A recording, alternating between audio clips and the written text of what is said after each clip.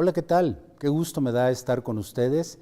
Estamos en las charlas sobre tecnología de EduLab, transmitiendo directamente en vivo desde el ILSE. Y pues bueno, a lo largo de la charla estarán ustedes viendo en sus pantallas los enlaces en los cuales podrán hacernos cualquier pregunta, trataremos de responderla lo mejor posible. El día de hoy vamos a hablarles sobre ciberseguridad en la nube o seguridad en general. Aquí el tema importante es qué podemos hacer en materia de seguridad ahora que hablamos de nube, ahora que hablamos de tantas aplicaciones que podemos tener y de cómo podemos proteger nuestra información a través de eso. Pero me gustaría hacer un flash hacia el pasado para que podamos entender el futuro. Inicialmente, déjenme comentarles que la computación inició hace muchísimos años.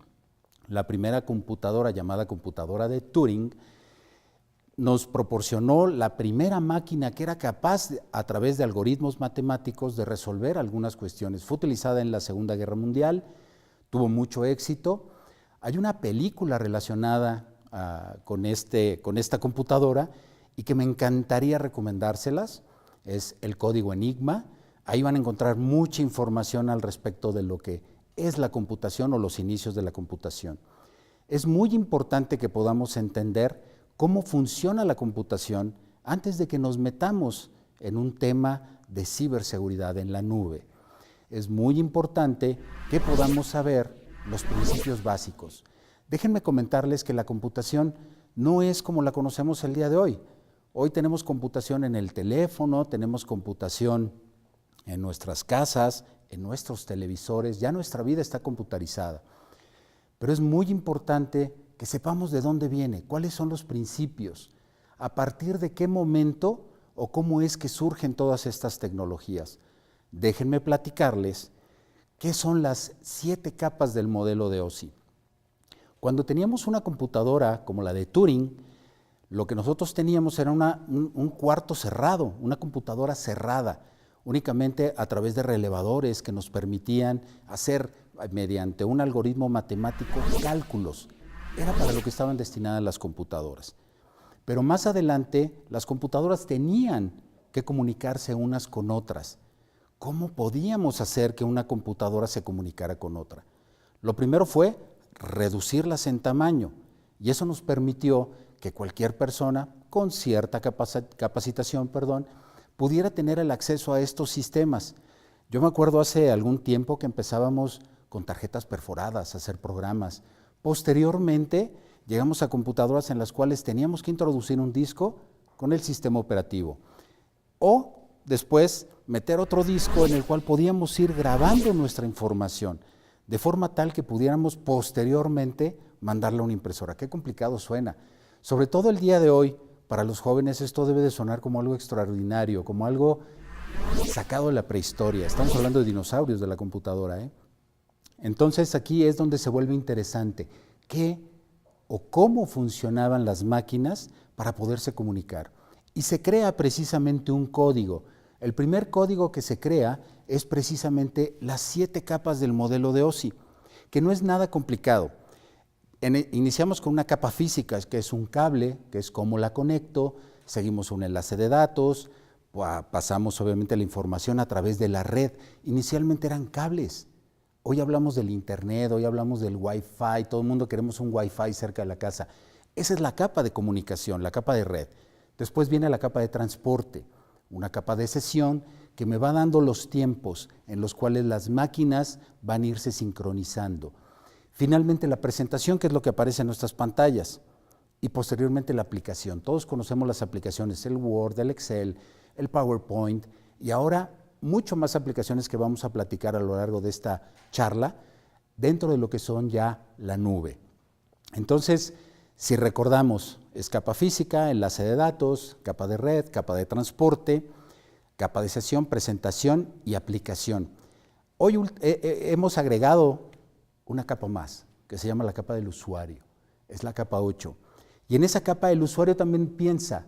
Eso no viene ilustrado, no lo van a encontrar en ningún libro, es algo que los tecnólogos utilizamos ya para describir la forma en que el usuario maneja la máquina.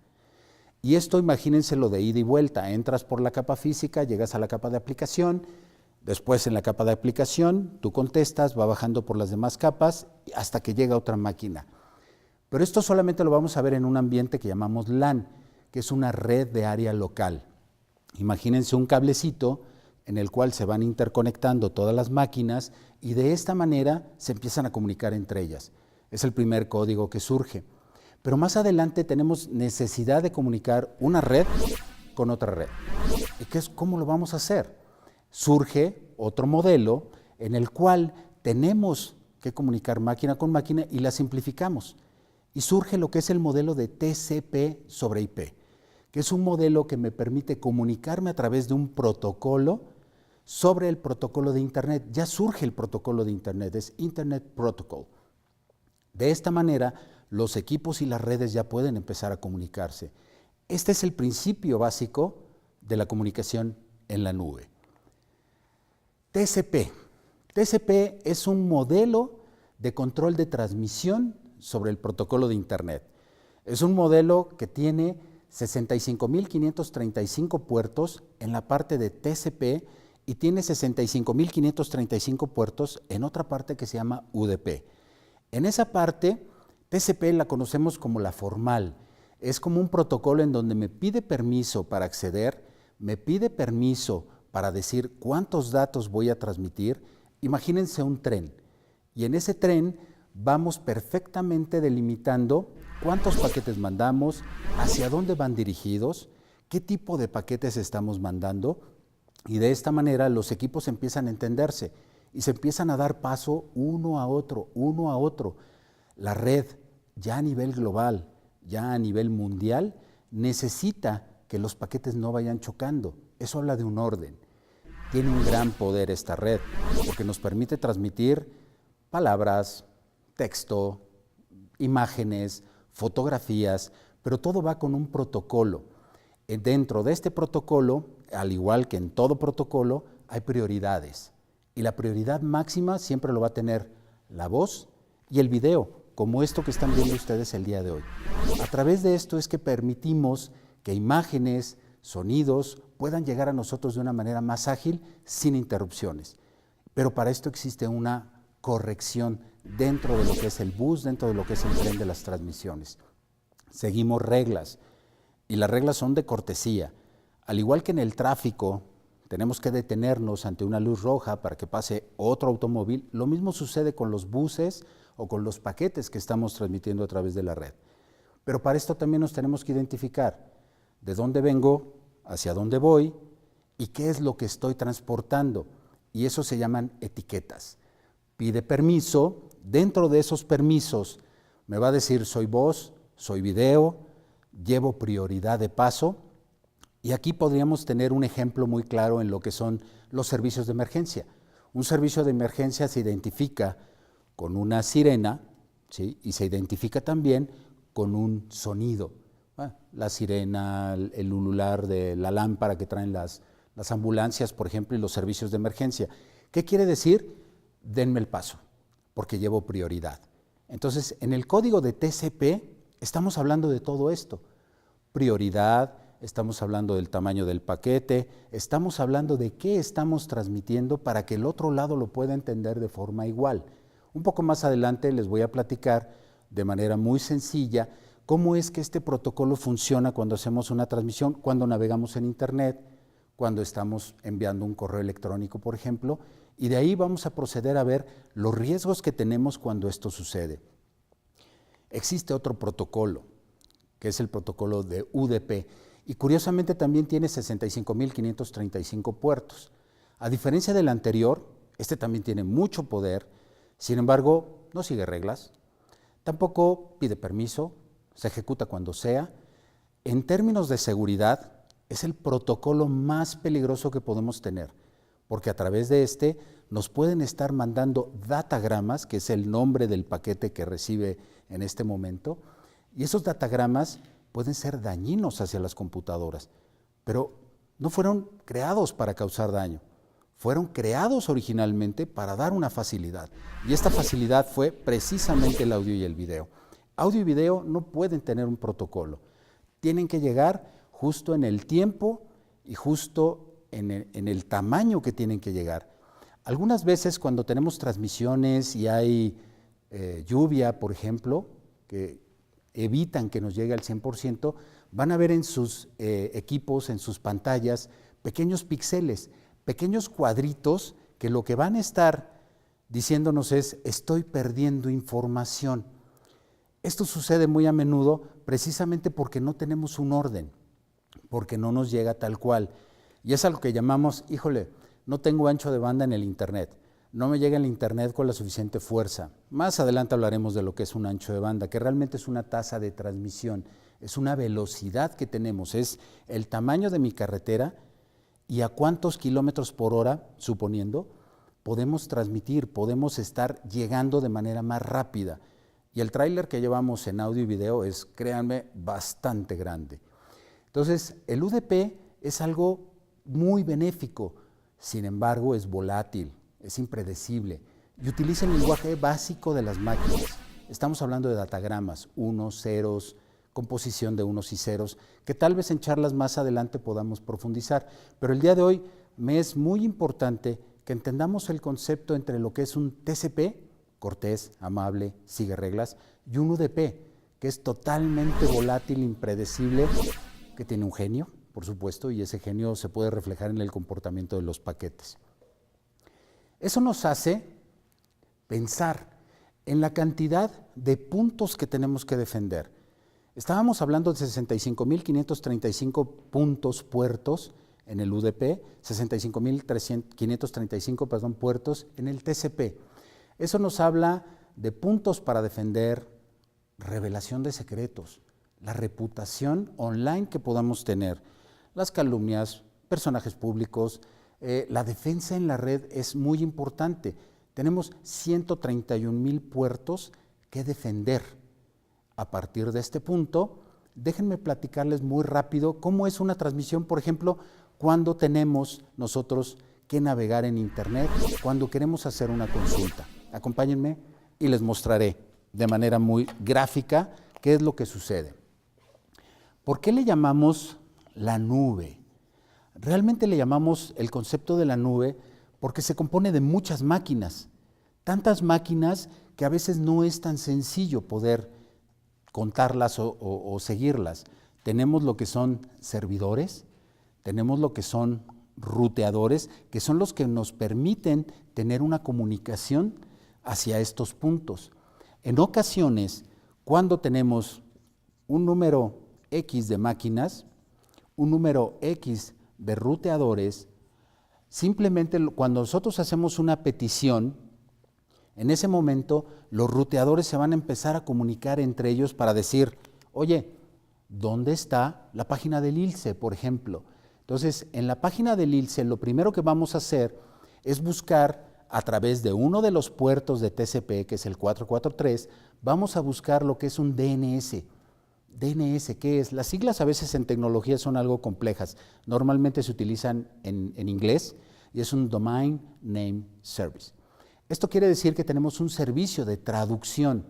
Si yo, por ejemplo, pongo ilse.com.edu.mx, por ejemplo, esto realmente lo debe de entender una máquina como una dirección IP, que pudiera ser, no sé, una 120.10.30.40.x. Eso lo traduce el DNS y te va a decir: ah, es la página del ILSE. Entonces te voy a enrutar hacia el 140, bla, bla, bla, que es una dirección IP. ¿Ok? Entonces, el primer paso que tenemos es que el DNS nos diga hacia dónde nos tenemos que dirigir. Y aquí empiezo a hablar un poquito sobre lo que es el tema que nos trae aquí, el tema de seguridad. En el tema de seguridad, cuando nosotros estamos tratando de comunicarnos a un DNS, hace poco hubo un ataque de DNS. En ese ataque de DNS resulta ser que saturaron los DNS y la gente no se podía comunicar. Tuvimos un bloqueo total a nivel de internet. ¿Se fijan la importancia de conocer los puertos? La importancia de conocer la facilidad que tenemos para poder llegar a tal o cual lugar. Entonces, el DNS, cuando lo bloqueamos, tenemos una negación de servicio. En esa negación de servicio, pues aquí no pudimos acceder a ninguna página. más allá de que atacaran nuestra página, más allá de que atacaran un punto en específico, se fueron directamente al punto en donde se generan las comunicaciones hacia el punto que nosotros buscábamos. Por eso es importante conocer todos los pasos que tenemos que seguir para poder seguir en una transmisión, para poder consultar una información. Típicamente, hace rato hablábamos de puertos. Cuando navegamos en Internet, utilizamos un puerto 80. El puerto 53 es el puerto del DNS. Hay un puerto seguro que normalmente utilizamos cuando marcamos una transacción bancaria, siempre nos vamos a ir al puerto 8080 o al 443. El puerto 110 y el puerto 25 han cambiado un poco, pero tradicionalmente eran los puertos que utilizábamos para el correo. Imagínense, así como un puerto común y corriente, como un puerto en el mar donde llegan los barcos, en cada uno de ellos tiene que llegar un paquete específico. Y hace rato les platicaba yo del bus de datos, les platicaba de cómo iban divididos. Cuando estamos usando el protocolo de TCP, cada uno de los paquetes va a ir llegando y se va a ir acomodando en cada uno de los puertos que son necesarios. Es ahí donde empieza la comunicación para poder llegar a uno de los sitios. Los sistemas operativos y las aplicaciones cada vez vulneran más nuestra seguridad.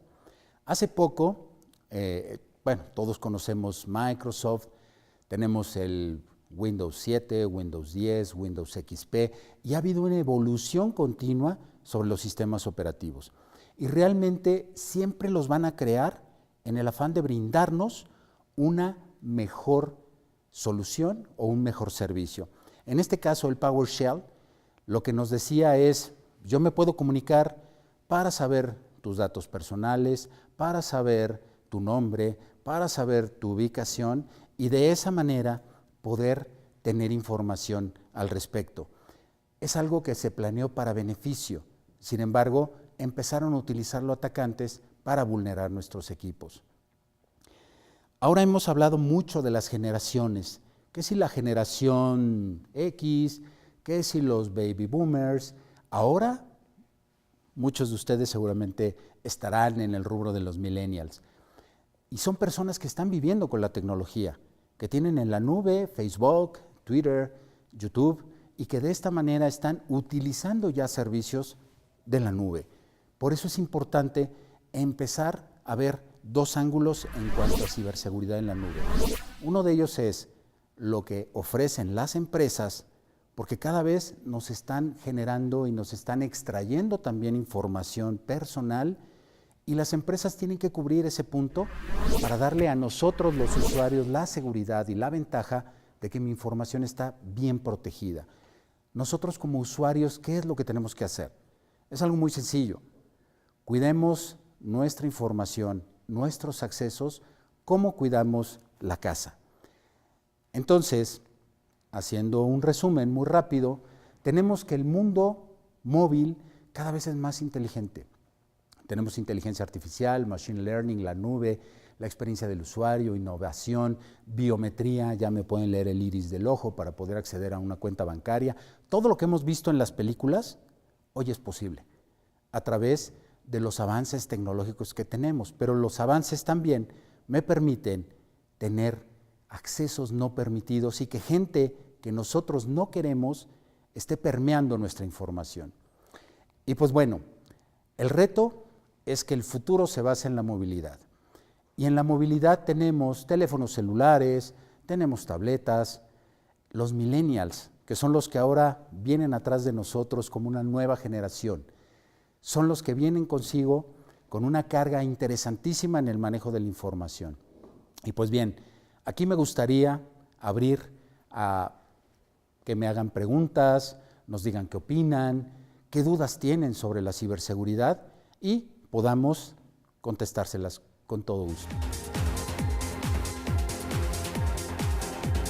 Estaremos en espera de sus comentarios a través de las ligas que se están transmitiendo a través de sus pantallas y con gusto estaremos dando respuesta a las preguntas que nos hagan. Sabemos que el tema es tan amplio que probablemente no nos dé mucho tiempo platicar al respecto o tratar de resolverlas en este momento, pero dejaremos abiertos los puntos para saber qué es y cómo funciona la ciberseguridad. Y bueno, estaremos al pendiente de sus preguntas con todo gusto. Muy bien. Tenemos la primera pregunta, es de Carla Eslava, desde la Ciudad de México, y nos dice qué aplicaciones sobre ciberseguridad recomendamos para los niños pequeños. Aquí hay un debacle muy interesante, porque para los niños pequeños realmente no es tan recomendable el que les estemos dando los dispositivos y la conexión al Internet, porque realmente no sabemos qué o a qué se estén conectando, ni sabemos a qué le estamos dando pauta para que los niños puedan dar su propia información, o puedan subir fotografías, o puedan decir en dónde están, que es algo tan común. Yo lo que recomendaría es, a los niños pequeños no les permitamos el tener acceso a este tipo de información. Podemos ponerles una película, podemos ponerles una caricatura, podemos ponerlos a dibujar, pero nunca en red. Pongámoslos a trabajar directamente en los equipos de cómputo de una manera segura y sí, siempre supervisados por los papás. Al igual que cuando los cuidamos en el parque, también tenemos que cuidarlos cuando estén manejando un dispositivo de esta naturaleza. Muy bien, creo que tenemos otra pregunta de Fernando Contreras desde Puebla. Nos dice, ¿qué hacer cuando ni los padres ni los maestros tienen las habilidades digitales para proteger a los niños jóvenes? Bien, esto es también como hablar de la adolescencia y cómo les decimos qué sí hacer y qué no hacer. Lo más importante siempre va a ser la comunicación. Lo más importante siempre va a ser usar el sentido común. A dónde están, cómo están, tener la habilidad de decirle a los jóvenes en dónde estás, qué estás haciendo, en qué te ayudo. Hagámoslo de manera amigable. Los jóvenes normalmente siempre nos van a cuestionar sobre, bueno, tú ya no sabes, déjame ser.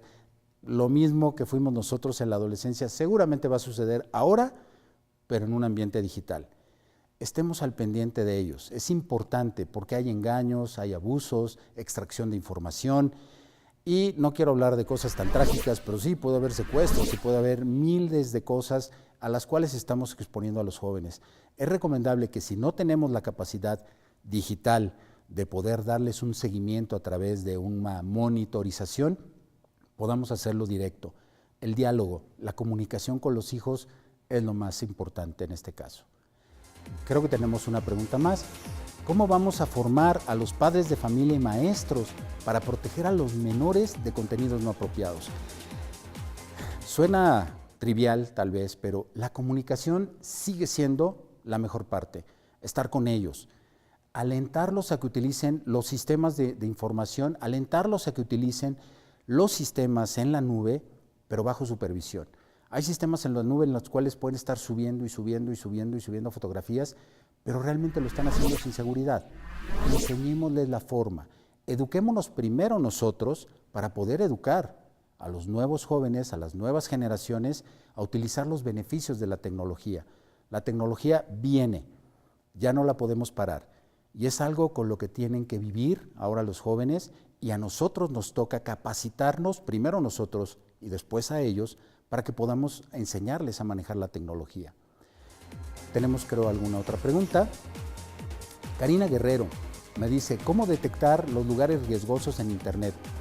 Hay varias formas. Una de ellas es muy simple. En la página web, cuando estemos navegando, en la parte inferior siempre nos va a aparecer un candadito.